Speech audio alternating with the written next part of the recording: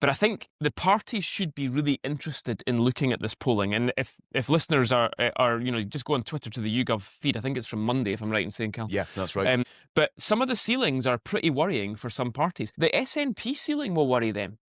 Because basically, they've got 37% of people who say they would consider voting for the SNP. That's not 37% saying they will vote for the SNP.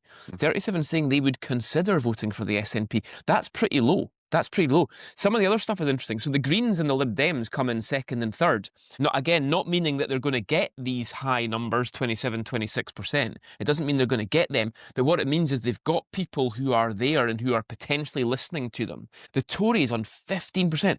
I mean, they polled 25% last time, and now only 15% will even think about voting for them, not necessarily vote for them. So I think some of these numbers, they are different. It's different questions, but some of them are very interesting. Can I pick out a couple of other snippets which I think are really interesting in it as well, right? If you look at 2014 no voters, so people who voted no in the referendum in 2014, only about a quarter of them are considering voting for the Tory party. That is their absolute base of people, no voters. There's almost as many people in the no voting constituency in 2014 who'd consider voting SNP as who would consider voting Tory. I think that is pretty interesting as well. I'll tell you the one thing that we've talked about on this podcast a lot, at a Scottish election in particular.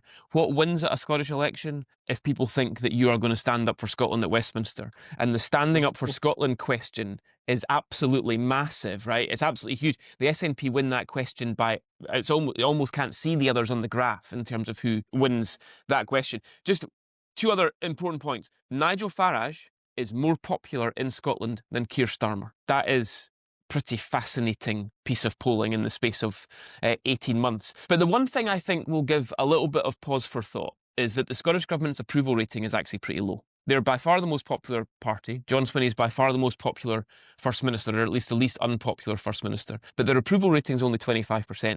I mean, I think it's pretty clear, guys, that the conditions exist in Scotland for a populist insurgency of the sort we've seen in England and in Wales.